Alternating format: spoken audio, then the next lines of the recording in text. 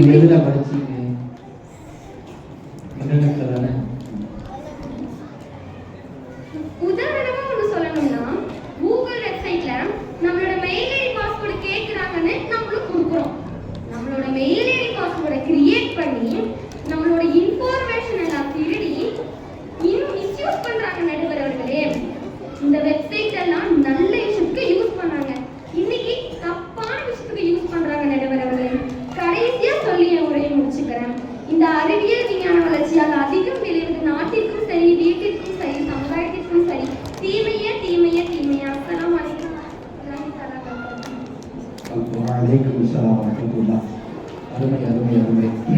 அதாவது கொஞ்சம் சத்தம் அமீன். நீங்க பேசிட்டு இருந்தீங்கன்னா பேசக்கூடிய பேச்சாளருடைய பேச்சு எழுப்பலாம். அற்புதமா பேசிட்டு இருக்கிறாங்க, யதார்த்தமா நடைபெறக்கூடிய எல்லா விஷயத்தையுமே சொல்லிட்டு இருக்கிறாங்க. இன்னைக்கு நவீன வளர்ச்சியினால என்னென்ன பாதிப்புகள், நைட்டு 12 மணிக்கு தான் இந்த 12 மணி வரைக்கும் டிவி சீரியலே உட்காந்துடுறாங்க அப்படின்னு சொல்லி அந்த விஷயங்களாக இருக்கட்டும். அதே போல இன்னைக்கு டிவியில் வரக்கூடிய நிகழ்ச்சிகள்லாம் ஏதோ உட்காந்து பார்க்குற மாதிரி இருக்குதா, அது என்ன எப்படிப்பட்ட நிகழ்ச்சிகள் எல்லாம் இன்னைக்கு வருது, அதே போல இன்ஸ்டாகிராமுடைய நிலைகள் எல்லாம் எப்படி இருக்குது அப்படின்றதெல்லாம் யதார்த்தமாக நடைபெறக்கூடிய விஷயங்களை அழுத்தமாக சொல்லிவிட்டு போயிருக்கிறாங்க. இப்போ 2 அணியிலுமே முதல் பேச்சாளர்கள் தங்களுடைய பேச்சுகளை அற்புதமாக செயல்படுத்தி இருக்கிறாங்க. இப்போ 2வது பேச்சாளர் நவீன விஞ்ஞான வளர்ச்சியில் நன்மையே என்று பேசுவதற்காக 2வது பேச்சாளர் இருக்கக்கூடிய அருமை தம்பி ஹசன் மெய்தீன் அவர்களை அழைக்கின்றேன். வாருங்கள் தம்பி, நல்ல கருத்துக்களை தாங்க. நான் கொஞ்சம் அமைதியா இருக்கணும், கொஞ்சம் அமைதியா இருக்கணும். அஸ்ஸலாமு அலைக்கும் வரஹ்மத்துல்லாஹி வபரகாத்துஹு. அல்ஹம்துலில்லாஹி ரப்பில் ஆலமீன் வஸ்ஸலாத்து வஸ்ஸலாமு அலா சய்யிதினா முஹம்மது அஸ்ரஃபுல் முர்சலீன் வ அலா ஆலிஹி வ ஸஹ்பிஹி அஜ்மஈன். புகழும் புகழ்ச்சியும் ஏகவல்லோன் அல்லாஹ்வின் மீதே உரித்தாகட்டுமாக.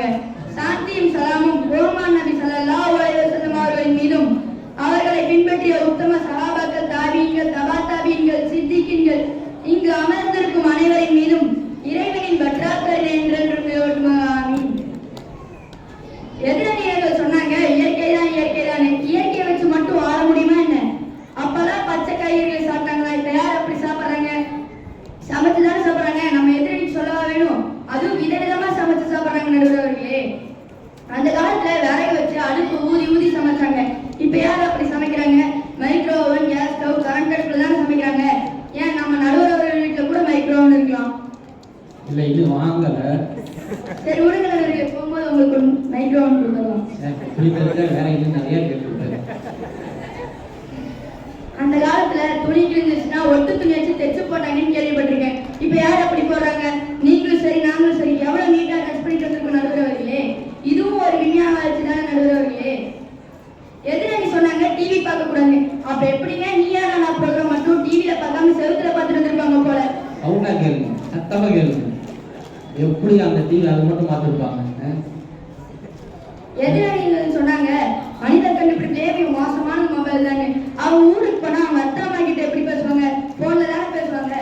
என் உறவினர்கள் மௌத்தா போனா கூட போக முடியாத சூழ்நிலையில போன்லயே வீடியோ கால்ல பாத்துக்கிறாங்க நடுவர்களே. இங்க இருந்தே களிமாலா சொல்லிடுறாங்க. அது மட்டும் இல்ல, எந்த நாட்டுக்கு போனாலும் கூட சுலபமா பேசிக்கலாம். மவுத்துக்கு போக முடியலன்னா கூட போன் பண்ணி விசாரிச்சுக்கலாம். ஆனா அந்த காலத்துல மவுத்துன்னு லெட்டர் போட்டா அது போய் சேர்றதுக்குள்ள அங்க 3ஆவது நாள் ஜியாரத்தே முடிஞ்சிருது. இல்ல இல்ல, அவர் உடனே மக்கி போயிருக்கும். எமர்ஜென்சிக்கு போன் எவ்வளவு யூஸ்ஃபுல்லா இருக்கு. இப்போ ஒருத்தங்களுக்கு திடீர்னு ஆக்சிடென்ட் ஆயிடுச்சுன்னா அவங்க வீட்டுக்கு தகவல் சொல்றது கூட அவங்க போன் தான் தேவை.